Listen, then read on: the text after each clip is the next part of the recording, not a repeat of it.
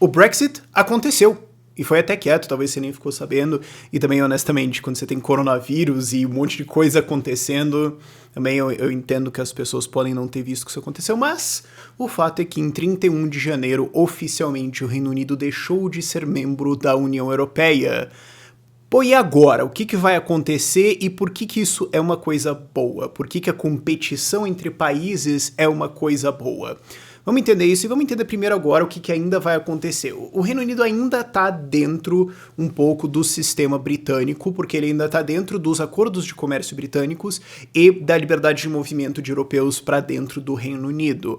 O que aconteceu foi que ele saiu de algumas coisas e outras ainda têm que ser renegociados ao longo de um período de transição de 11 meses, que vai ser concluído em 31 de dezembro, então em 1º de janeiro de 2021, aí sim acabou, a não ser que dê algum pau nas negociações e alguma coisa tem que ficar para depois, num segundo período de transição. O que, honestamente, pode bem acontecer, a gente não sabe. Foi um processo bem lambança até agora e não tem muito motivo para imaginar que isso vai mudar muito. Mas o fato é que avançou. Assim, se você me forçasse a apostar, eu ia pegar a linha de nada acontece nunca. Eu ia pegar essa linha, mas de fato é impressionante que isso já aconteceu, agora tem que ver como é que vai ficar essa transição. Durante essa transição, o Reino Unido já pode negociar acordos de comércio com outros países. E isso é importante porque metade do comércio internacional do Reino Unido é com países não da União Europeia. Aliás, você tem os países da União Europeia e países que têm um tratado com a União Europeia. Isso é metade. A outra metade é o resto do mundo. Então ele pode começar a negociar esses acordos de comércio. E como o Paulo Guedes já deu a conta, o Reino Unido tá querendo torar o pau nisso aí, vamos logo, pra gente acelerar isso. Ele falou, os caras estão querendo um acordo aqui, e um acordo Brasil-Reino Unido seria muito bom. É claro, de novo, esses acordos só passam a valer a partir do momento em que o Reino Unido sai do mercado comum com a União Europeia em 31 de dezembro de 2020, mas é bom você já ir negociando por enquanto, aí já tá tudo certo, quando for o dia você só oficializa e acabou, segue o baile. Agora, o interessante é que isso vai forçar uma competição entre Reino Unido e União Europeia. Por quê? Porque agora empresas vão ter que decidir, pessoas vão ter que decidir aonde eu vou ficar. Certo? Porque uma vez que você está dentro do mesmo mercado, você tá em algum país ou outro da União Europeia, faz menos diferença do que o normal. Não vou dizer que não faz nenhuma diferença, tributariamente tem diferenças, tem várias coisas, mas tem menos diferenças. Agora que eles estão saindo, empresas podem ter que decidir se relocar, vão ter que tomar decisões aí, pessoas vão ter que tomar decisões, e isso faz com que elas escolham ir para onde elas são melhor tratadas. E aí o que acontece é que vai ter uma competição entre a União Europeia e Reino Unido de quem trata melhor essas pessoas e empresas. Isso significa desburocratização, redução de impostos, o que também acaba significando cortes de gastos e tudo mais, e reduz o Estado. E isso é bom. Tanto que, você já tem uma prova que isso está acontecendo, que a Estônia, os caras são muito lisos, foram fazer propaganda do programa de residência digital da Estônia dentro do metrô britânico. O programa de residência digital permite que você abra uma empresa remotamente e opere dentro da União Europeia. Eu sou um residente digital da Estônia. Não permite que você more lá, importante dizer isso, mas permite que você tenha uma empresa dentro da União Europeia. Então eles estavam falando, tipo, vocês estão saindo? Veio pra cá, competição, que bom, eu adoro como os caras são lisos nisso, é muito legal. E também mostra que o que é um país tão pequeno que ele não tem escolha, ele não pode falar, vamos ser protecionistas, cara, você tem o quê, 1 milhão e pouquinho habitantes, você vai ter que jogar bola, velho, não tem jeito. E é isso que vai tender a acontecer mais agora com o Reino Unido e a União Europeia.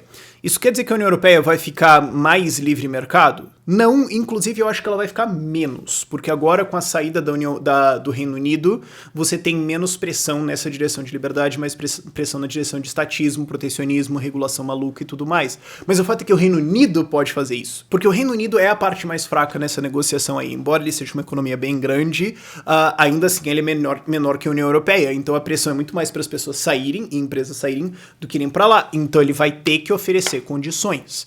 Ele vai ter que falar, vamos desregular, vamos baixar impostos, vamos fazer... Fica aqui, cara, vamos lá. E ele também pode usar isso como uma alavanca de negociação. A Theresa May até tinha ameaçado fazer isso, e daí ela capitulou em tudo isso, em qualquer noção de negociação estratégica, ao ponto em que você quase imagina que ela estava querendo sabotar coisa de propósito, mas não interessa. O ponto é, o Reino Unido pode usar isso como negociação. Eles podem falar, cara, ou vocês me dão um acordo de livre comércio, ou, bicho, a gente vai virar um paraíso fiscal e roubar a empresa pra caramba de vocês, certo? Então, isso é uma ameaça interessante, é uma coisa que pode acontecer aí, e que, é claro, é boa para a economia do mundo como um todo, não só para o Reino Unido, mas para o mundo inteiro, porque você tem mais liberdade, então menos recursos na mão do Estado sendo desperdiçados. Nós, brasileiros, todo mundo no mundo sai ganhando com isso. E esse é um princípio de competição entre países que é muito importante de entender e de se defender, porque a gente entende que monopólios são ruins. Todo mundo sabe, ninguém fala assim, monopólio é uma coisa boa, a gente quer que existam monopólios pra caramba. Não. Você entende que é ruim, por quê? Porque você não tem competição, você não tem opção, certo? O que é um país se não um monopólio? Então falando, ó, só tem eu nessa praça aqui. Ah, eu quero fazer alguma coisa diferente. Não. É isso? Então, quanto maior for essa empresa, ou um país, porque um país não é uma empresa, mas enfim, quanto maior for isso, maior a capacidade dele de não oferecer as coisas e de roubar você via impostos pra caramba. Certo? Pior ele pode ser porque você tem menos escolhas. O Brasil é um excelente exemplo disso, é um país muito grande onde você não tem muita alternativa. Mudar de estados não vai causar uma grande mudança de legislação, seja da parte regulatória, ou penal, ou tributário, etc. Não faz muita diferença, então pra quê? E se você for sair do Brasil, você vai fazer o quê? Você vai pra algum país vizinho, você vai pra Argentina? Nossa, uau, sabe? Tem poucos países que são uma alternativa tão boa que vale a pena a movimentação. Tá, você pode até pensar em alguns países que estão um pouquinho melhor e tudo mais, mas vale o trampo? Não. Então, você consegue baixar muito a qualidade do que é oferecido, certo? A gente entende isso muito facilmente com empresas. Qual é a dificuldade de entender isso com estados? Quanto menores os estados, obviamente, estados não deveriam nem sequer existir porque eles não são eticamente defensáveis, porque eles são organizações criminosas que se impõem em cima dos indivíduos sem o consentimento deles. Mas se é para eles existirem, se eles estão aí, qual que é a posição preferível? É que eles sejam o menor possível, que eles tenham a menor capacidade possível de roubar você e de mandar na sua vida, certo? Idealmente eles não existem, mas, bom, qualquer coisa que aumenta na direção de não existência ou de redução de poderes deles é desejável. Assim como empresa, certo? Você não quer que tenha uma empresa monopolista, você quer ter escolhas. Então, quanto mais coisas aumentam a sua possibilidade de escolha, melhor. A gente entende isso, isso se aplica do mesmo jeito para países. Um exemplo disso também é a unificação da Prússia e da Alemanha. Você tinha uma porrada de ducadinhos ali, pequenos pra caramba, e tão logo o negócio começa a se juntar e formar uma Prússia, os caras começam a ter um aumento de capacidade bélica e começam a matar um monte de gente. Quando era pequenininho, você não conseguia fazer muito isso, porque você tinha que fazer uma porrada de aliança, custa pra caramba fazer uma guerra, puta trampo. Então, embora existissem guerras, não tô dizendo que era uma época super pacífica, a coisa era meio seguradinha ali. Então, logo a Prússia se junta, você tem um rio de sangue rolando pra todo lado. Por quê? Porque a capacidade de fazer o mal aumenta. Então, é desejável que ela seja reduzida. O que nos leva ao ponto de... E a Escócia? E a Escócia vai fazer o quê agora? Por quê? Porque você teve o referendo da independência da Escócia lá atrás, e eles resolveram ficar principalmente porque se eles saíssem, eles iam ter que entrar de novo na União Europeia, puta trampo, não sei como é que vai ficar isso aqui, e resolveram ficar. Só que agora eles tecnicamente saem, porque o Reino Unido sai, e agora eles podem querer sair do Reino Unido, deixando então a Inglaterra, País de Gales e Irlanda do Norte, para então se tornarem membros da União Europeia. O que pode acontecer aí? Eu acho que é bem possível que você tenha um referendo de novo, até porque, como eu falei, a causa da decisão anterior foi a União Europeia. Então, como isso é uma mudança material, faz sentido eles terem outro referendo de novo. E eu acho que o resultado vai ser por saída. Eu acho que o único argumento contra seria o puta déficit que a Escócia tem, já chego nisso. Mas eu acho que a decisão vai ser por saída, o que faz com que eles tenham que sair, então entrar na União Europeia, e deixa o Reino Unido menor. O que é legal, porque agora você tem mais países, você tem o nível de competição subiu. Mas, Rafael, você não sabe que o Partido Nacional Escocês, que a Escócia tem uma mentalidade soça pra caramba, intervencionismo, impostos, etc. Bom, sim, mas você entende que se eles saírem do Reino Unido, isso faz com que, na média, o que sobra fica mais pró-mercado? Mais pró-liberdade? Mais pró-independência e direitos dos indivíduos? Então isso é bom. Porque você entende, por exemplo, e se todos os comunistas do Brasil quisessem se juntar na ilha de Marajó e declarar a independência? Cara, eu seria totalmente a favor. Vão? Não, mas eles vão ter o país deles. Sim, lá. E não mandando na minha vida.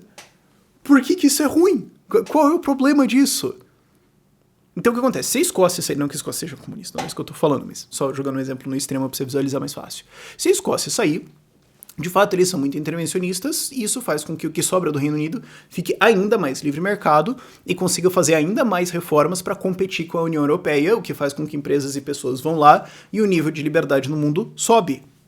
todo mundo ganha. E tem uma outra vantagem aí, que o déficit da Escócia é ao tom de 12,6 bilhões de libras esterlinas ou 70 bilhões de reais. Aí você fala, Rafael, pera, isso é tipo quase o déficit do Brasil. Não, se você ajustar para o PIB, é como se o déficit do Brasil fosse 400 e alto bilhões de reais, o que se você contar o que a gente paga juros da dívida é por aí mesmo. Então assim, só pra você ver como o nosso déficit tá feio. É só que o país deles tem 5 milhões e meio de habitantes, a gente tem 210. Então eles meterem um déficit de 70 bilhões de reais por ano é realmente para dar um troféu berrante pros caras. Meu Deus, como é que você consegue fazer um negócio desse? Enfim, isso faz com que, se a Escócia sair, o Reino Unido não tem que jogar mais 12,6 bilhões de libras, o que significa que eles podem cortar 12,6 bilhões de libras em impostos e atrair empresas, e aí a coisa começa a ficar boa. Ah, mas e a Irlanda do Norte? Pode ser que eles queiram sair e se unificar com a Irlanda. Vai lá, ué! Qual é o problema? Certo? O fato é que você tem um aumento na competição entre países, um aumento na necessidade de não ser idiota, de ter que responder. Não que um país responda aos seus cidadãos, por definição o Estado não faz isso, mas pelo menos sobe a barra que ele tem que cumprir, né? Baixa o nível de tolerância que as pessoas têm com incompetência antes delas irem embora, e isso é preferível a uma situação onde você tem um país, certo? A gente consegue entender isso, acho que relativamente fácil. Vamos ver o que vai acontecer agora. Como eu falei, ainda é 11 meses de transição e eu acho que vai levar uns 2 a 5 anos para a gente começar a sentir os efeitos disso na economia britânica, né, os efeitos bons disso e na economia do mundo, mas no agregado, né, na lógica, isso é uma coisa boa. Vamos acompanhar o que acontece. Por esse vídeo é isso. Tchau, tchau.